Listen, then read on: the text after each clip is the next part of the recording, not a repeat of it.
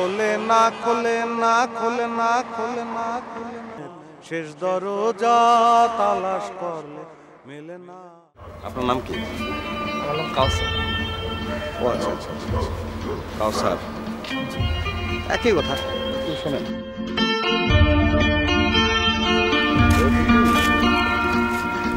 আমরা তো এই এলাকায় দেন। কি দিব?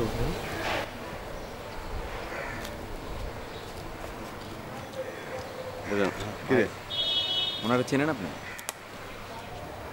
এ বন্ধুর মতো, এখনো বন্ধু হয় না, বন্ধু হয়ে যাবে, হয়ে যাবে। সমস্যা নাই। আছে তো সবাই? আছে। মাল আছে সবার কাছে? আছে। যা, ঠিক আছে, হ্যাঁ থাকেন। বের করেন।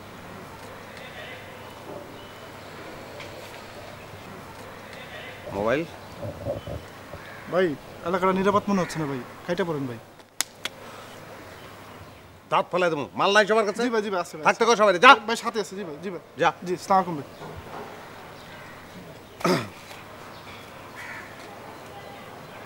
এ আপনার মোবাইল? জি ভাই। মানি ব্যাগ দেখি।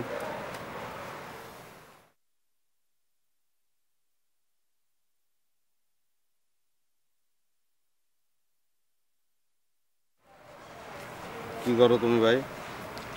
ছোটখাটো একটা ব্যবসা করতাম, পাটনা সব নিয়ে চলে গেছে।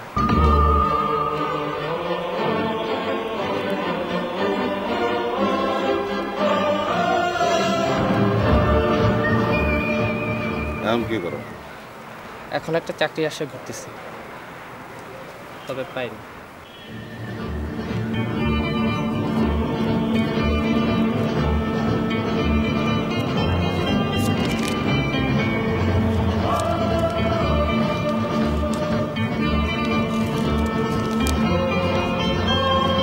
নাম কাউসার না?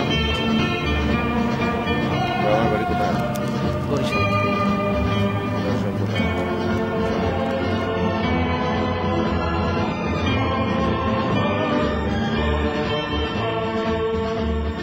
ঢাকায় আসার পরে আমি দেখ একদম শুটকি হয়ে গেছি। আমি আগে কি সুন্দর ছিলাম, কি টুসটুস ছিলাম, তুই যদি দেখতি আমি যে কি সুন্দর ছিলাম। না আসলেই তুই জানিস, যেদিন আমি তোকে প্রথম দেখলাম না, ও মাই গড, মানে তুই যে কি পরিমাণ সুইট ছিলি, মানে পুরো গুলটু টস টসে ছিলি। অনেক মোটা ছিলি তো এই জন্য তোকে অনেক সুইট লাগতো। আমি শুকাই গেছি না? অনেক শুকায় গেছি। শোন, একটা কাজ করবি, আঙ্কেলকে বলবি তোর জন্য প্রত্যেক সপ্তাহে তাজা তাজা জন্য ফল পাঠায়। দিদাপু, দেখো তো বৃক্ষের জায়গোট কিভাবে তৈরি হয়, একটু বলো তো আমাকে। বৃক্ষের জায়গোট? বৃক্ষের জায়গোট না?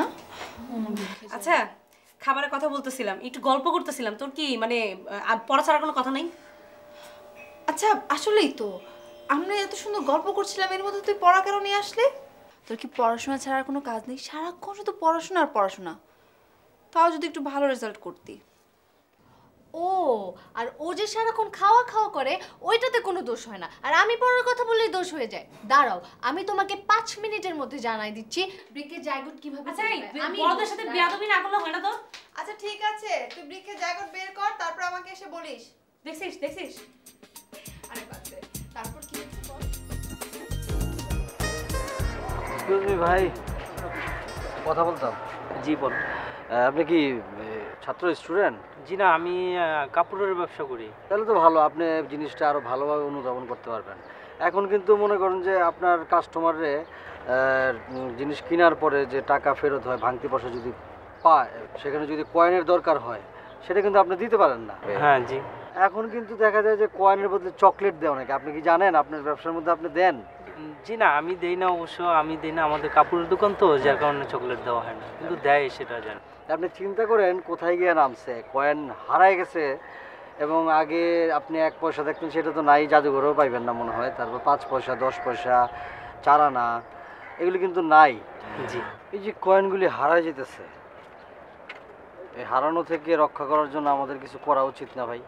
আসলে কি, আপনারা মনে করেন এই আশেপাশে অনেক লোকজন জিম্মেরা বসে রয়েছে, ওদেরকে বুঝান জিনিসটা, ঠিক আছে, ওরা বুঝবে। আমরা যারা ব্যবসা করি তাদের তো আর এগুলি বুঝায় লাভ নাই, ঠিক আছে, তাদেরকে দেখেন। ফাউল। আপু আসসালামু আলাইকুম। ওয়ালাইকুম আসসালাম। জি আপু ভালো আছেন? হ্যাঁ ভালো আছি। আপু আসসালামু আলাইকুম। ওয়ালাইকুম আসসালাম। আপু কেমন আছেন? একবার বললাম না ভালো আছি। আপু কোনো সমস্যা? কেন, কোনো সমস্যা হবে কেন? আপু কোনো সমস্যা হলে মানে যদি হয় আর কি বলবেন, আমরা আছি না। ওই যে মোশাররফ। আরে ধুর আপু, ওই মোশাররফ আপনার কি হয় আপু? কোন মোশাররফ? আপু ওই যে মোশাররফ, খন্দকার মামার ভাগ্নে, যার সাথে আপনাকে প্রায় দেখা যায়। ও আর বলেন না, ও তো আমাকে অনেক ডিস্টার্ব করছে। আমি ভাবছি খন্দকার মামাকে কমপ্লেন করবো ওর সম্পর্কে। ও কাউকে কিছু বলার দরকার নেই, আমরা আছি না, ব্যাপারটা আমরা দেখব। আপনি একদম টেনশন করবেন না আপু, ঠিক আছে? আপু কোনো সমস্যা আমাদের বলবেন। আরে তুই থাম না। জি আপু প্লিজ প্লিজ প্লিজ।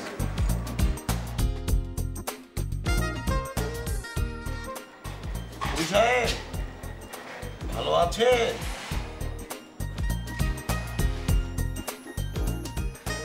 আপনি কেমন আছেন? আমি একজন সাধারণ মানুষ, আমার ভালো মন্দ ভাল লাগে, ব্যাপারটা বেশ ভাল লাগে। কোন ব্যাপারটা ভালো লাগে বলেন তো? এই যে আপনি একজন মহান কবি হয়েও বাজারে যান, সংসার করেন, দেখতে বেশ ভাল লাগে। আচ্ছা আচ্ছা, ভালো লাগছে না? আচ্ছা খন্দকার সাহেব, আমি আপনাকে কখনো কোনো ধরনের সমস্যায় ফেলেছি বলেন তো? তা কেন? না না, আমি তো যতদূর জানি যে আমি সারাক্ষণ একটা মাত্রার ভিতরে থাকি। কোথায় ছন্দপতন হয়েছে বলেন তো? আমি তো কবি না, আপনার এই কবিতার মতো কথাটা ঠিক বুঝতে পারলাম না। না মানে আপনি আমাকে দেখলে খোঁজেন কেন? আপনার কি সমস্যা কি বলেন তো? আপনি একজন মহান কবি, জাতির বিবেক, আপনার পিছনে আমি লাগতে পারি বলেন? একজন কবি যদি জাতির বিবেক হয়ে থাকে তাহলে খন্দকার সাহেব আপনি জাতির বাইরে আছেন, কারণ আপনার বিবেক নেই। বুঝতে পেরেছেন আপনি?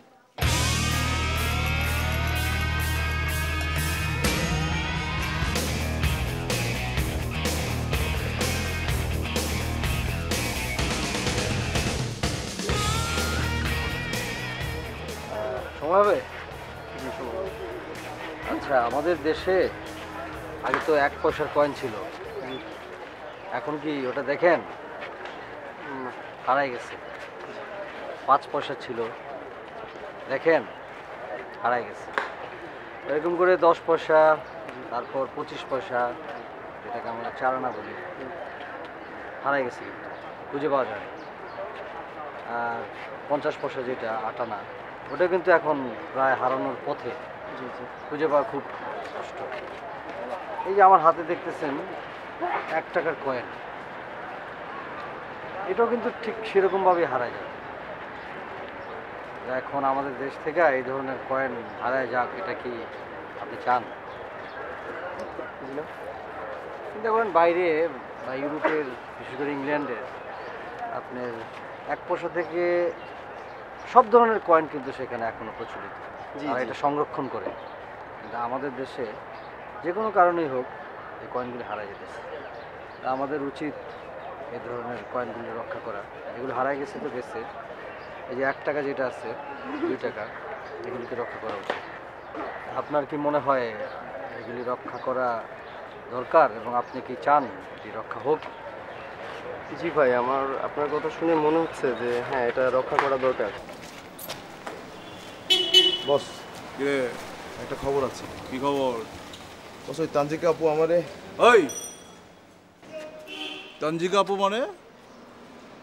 তানজিকা ভাবি বলবি, জানিস না তানজিকার সঙ্গে আমার কি সম্পর্ক? জি বস। বল। তানজিকা আপু ভাবি আমারে, সরি বস, তানজিকা ভাবি আমারে অভিযোগ করছে ওই মোশাররফ তারে ডিস্টার্ব করে। মোশাররফ তাকে ডিস্টার্ব করে? হ্যাঁ ভাই। মানে বিরক্ত করে? জি বস। মানে ফিল্ডিং মারে? হ্যাঁ। তোরা কি করছিস? বস তাহলে বস ফালাই রে। ওরে ওই বস কি আমি না তুই? লক হয়ে যা। চোখ কয়টা তোমার? 4 জনের কয়টা চোখ?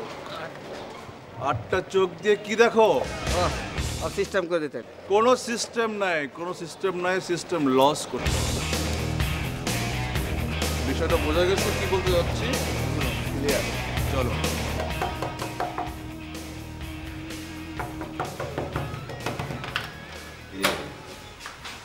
ও আচ্ছা, আপনি, আমি যে আপনাকে কি পরিমাণ খুঁজছি আপনি জানেন? জানি। বলেন কীভাবে? একটু আগে আপনি তো বললেন। ও আচ্ছা, হ্যাঁ।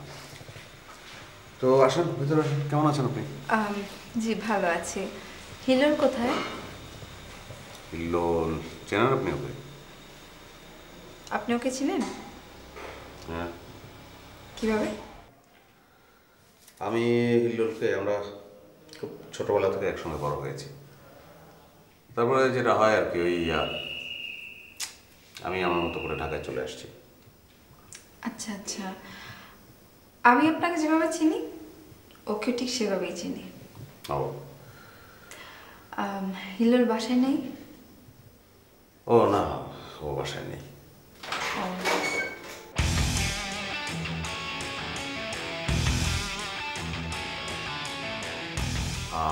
আমি মানুষ হিসেবে একটু রসিক, তো মজা করলাম।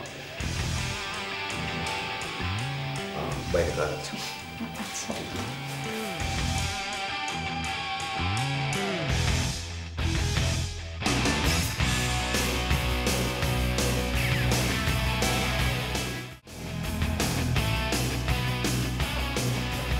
এত রোদে কি করো? আইনস্টাইনের বই পড়ছি। তাই বলি এত রোদে? আইনস্টাইনের বই পড়ছি তো, উনি তো আবার অনেক জ্ঞানী মানুষ, তাই কড়া রোদের মধ্যে পড়ছি। তাই নাকি? তোমার চেহারাটা নষ্ট হয়ে যাবে না? না না মামা।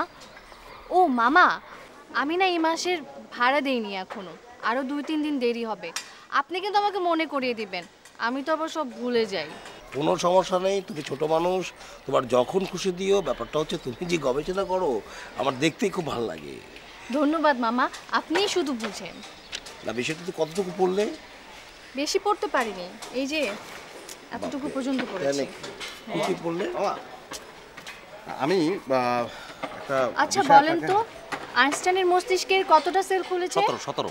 মামা, আমি একটা বিষয় আপনাকে বলতে চাচ্ছি, কিন্তু আবার একই সঙ্গে মনে হচ্ছে যে না, থাক, বলার দরকার নেই। মানে কি বলো? না, জিনিসটা এরকম ঠিক মানে একটু অকথ্য মামা। অসুবিধা কি, বলো না কেন? না থাক, দরকার নেই মামা। এই শোনো, কথাটা বলতে আসবা, কথা বলবা না। মানে আমি বলার জন্যই আসলাম, কিন্তু মামা এসে আমার মনে হচ্ছে যে ছি, মানে থাক না বলি। আমি কি বলেছি না করতে? আমার সামনে সব বলতে পারবা। আচ্ছা, এই তুমি ওই আইনস্টাইনকে নিয়ে একটু চলে যাও। আচ্ছা। তো মামার সঙ্গে কথা বলছি। ওই হিল্লোল হয়তো বা কিছুই না, খুব সিম্পল ব্যাপার, এরকমই হয়তো। ওই হিল্লোল, ওই যে মেয়েটা আছে না, ওই যে বিলাই চোখ যে মেয়েটা, মানে বিড়ালের মতো চোখ, যে বিদ্যা, ওকে নিয়ে ওই আমার রুমের মধ্যে আর কি হয়তো গল্পই করছে। মানে হতে পারে, মানে কি গল্প টল্প করছে বোধ হয়। যাই মামা।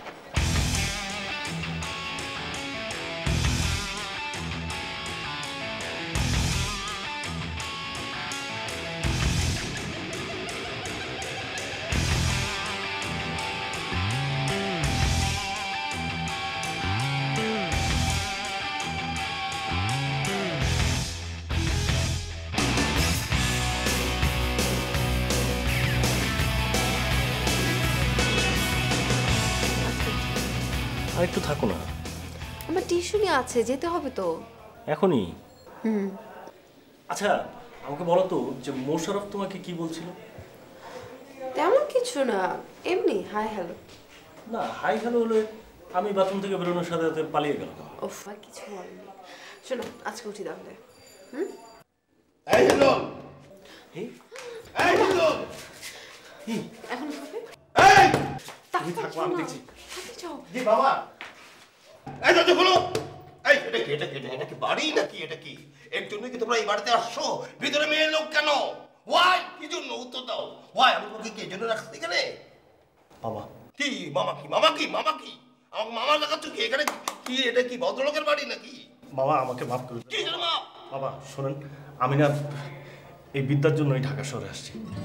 আপনাকে আমি বলছি না আমি দুবাইতে থাকতাম, বিদ্যাকে বিয়ে করার জন্য আমি দুবাই চলে যাই। এবং ওইখানে যাওয়ার পরে মামা 3 বছর ওর সাথে আমার কোনো যোগাযোগ ছিল না। আবার দেশে আসি, আমি গ্রামে যাওয়ার পরে দেখি যে বিদ্যা ওইখানে নাই। তারপরে গ্রামে শুনলাম যে ও ঢাকা শহরে আসছে, ইউনিভার্সিটিতে ভর্তি হয়েছে। আমি ওইখান থেকে ঢাকায় আসি শুধুমাত্র বিদ্যার খুঁজে মামা। তারপরে সারা ঢাকা শহরে কোথাও আমি ওরে খুঁজে পেলাম না। তারপর আপনি আমাকে আপনার এখানে থাকতে দিলেন।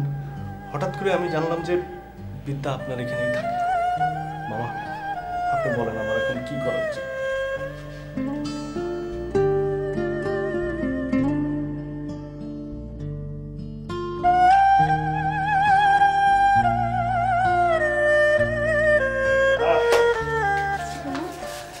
আরে তোমাকে আমি বলেছি না আমি কোচিং মামাকে ম্যানেজ করে ফেলবো।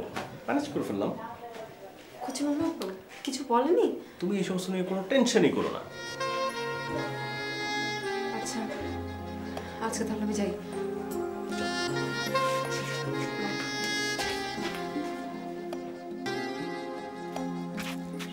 তুমি সেদিন যা করেছো খুব খারাপ করেছো।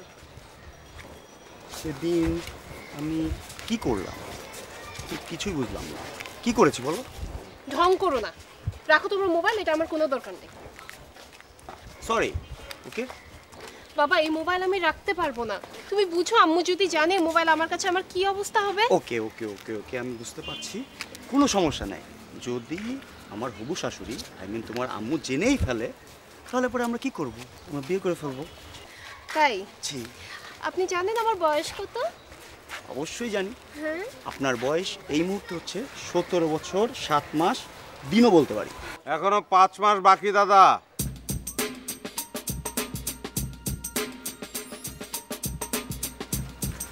5 মাস হলে ওনার 18 হবে। তখন কোনো অসুবিধা না, আপনি জেলে যাবেন না। কিন্তু এখন আপনি জেলে চলে যাবেন। না না, আচ্ছা ঈশানা, ওনার সাথে কি তোমার পরিচয় হচ্ছে? না মানে এমনি তো মুখ চেনা।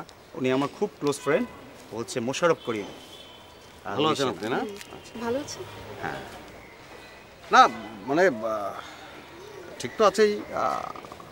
আচ্ছা থাকবে, অসুবিধা নেই। বন্ধু, ওর একটু কাজ আছে, ও বরং চলে যাক আজকে। হ্যাঁ, এখন চলে যাওয়াই ভালো। হ্যাঁ।